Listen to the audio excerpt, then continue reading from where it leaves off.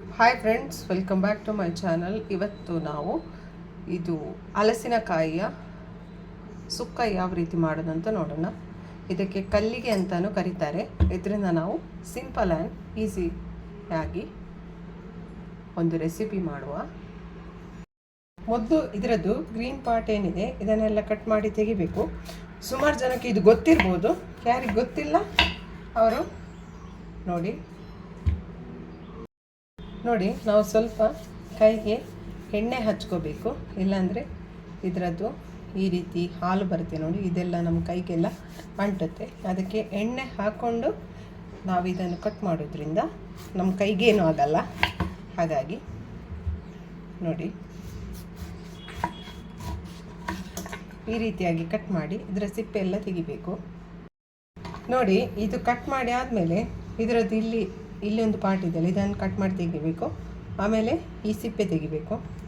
ನೋಡಿ, ಇಲ್ಲಿ ನಾನು ಇದರದ್ದು ತೆಗೆದಿದ್ದೇನೆ. ಇವಾಗ ಇಲ್ಲಿದ್ದು ಸಿಪ್ಪೆ ತೆಗೆದು ಇದು ಕಟ್ ಮಾಡಿಬಿಟ್ಟು ಇದನ್ನೊಂದು ನೀರಿಗೆ ಹಾಕಬೇಕು. ಒಂದು ಪಾತ್ರೆಯಲ್ಲಿ ನೀರು ಇಟ್ಕೊಂಡು ಹಾಕಬೇಕು. ಇಲ್ಲಾಂದರೆ ಇದು ಕಟ್ ಮಾಡಿದ ಕೂಡಲೇ ಕಪ್ಪಾಗುತ್ತೆ. ಹಾಗಾಗಿ ನೋಡಿ, ಇಲ್ಲಿ ವೈಟ್ ಇದೆ, ಇಲ್ಲಿ ನೋಡಿ ಕಲರ್ ಚೇಂಜ್ ಆಗಿದೆ ಕಟ್ ಮಾಡಿ. ಹಾಗಾಗಿ ನಾವು ಪಾತ್ರೆಯಲ್ಲಿ ನೀರು ಇಟ್ಕೊಂಡು ನೀರಿಗೆ ಕಟ್ ಮಾಡಿ ಹಾಕಬೇಕು. ನೋಡಿ, ಕಟ್ ಮಾಡಿ ನೀರಿಗೆ ಹಾಕಿದ್ದೇನೆ.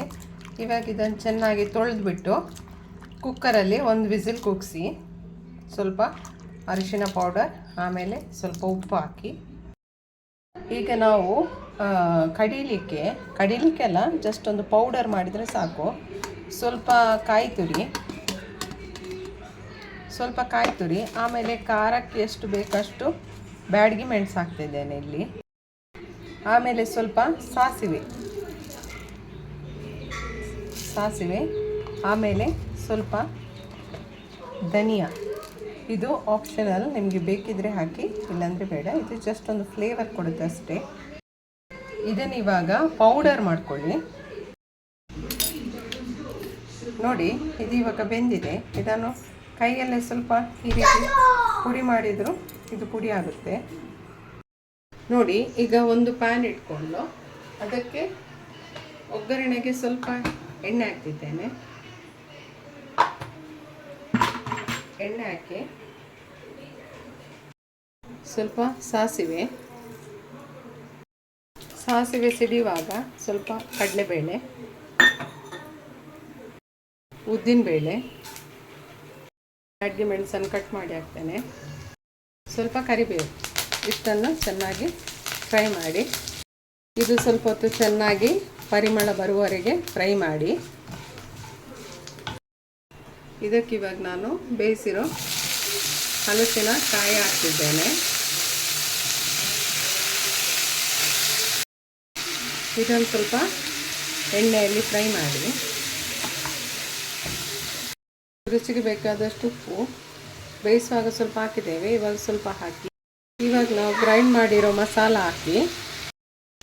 ಹಾಕಿ ಅದು ಮಸಾಲದ್ದು ಸ್ವಲ್ಪ ಹಸಿ ವಾಸನೆ ಹೋಗುವವರೆಗೂ ಸ್ವಲ್ಪ ಫ್ರೈ ಮಾಡಿ. ನೀರು ಬೇಕಿದ್ರೆ ನೋಡ್ಕೊಂಡು ಸ್ವಲ್ಪ ನೀರು ಹಾಕಿ. ಅದು ನಾವು ಬೇಯಿಸಿಟ್ಟಿರೋ ನೀರಿದೆಯಲ್ಲ ಅದನ್ನೇ ಹಾಕಿದ್ರೆ ಆಯಿತು. ನೋಡಿ, ನಮ್ಮದು ಹಲಸಿನಕಾಯಿಯ ಸುಕ್ಕ ರೆಡಿ ಆಯಿತು. ಒಂದು ಸಲ ಟ್ರೈ ಮಾಡಿ. ರೆಸಿಪಿ ಇಷ್ಟ ಆದರೆ ಲೈಕ್ ಮಾಡಿ. ಸಬ್ಸ್ಕ್ರೈಬ್ ಮಾಡದೆ ನೋಡ್ತಿರೋರಾದರೆ ದಯವಿಟ್ಟು ಒಂದು ಸಬ್ಸ್ಕ್ರೈಬ್ ಮಾಡಿ.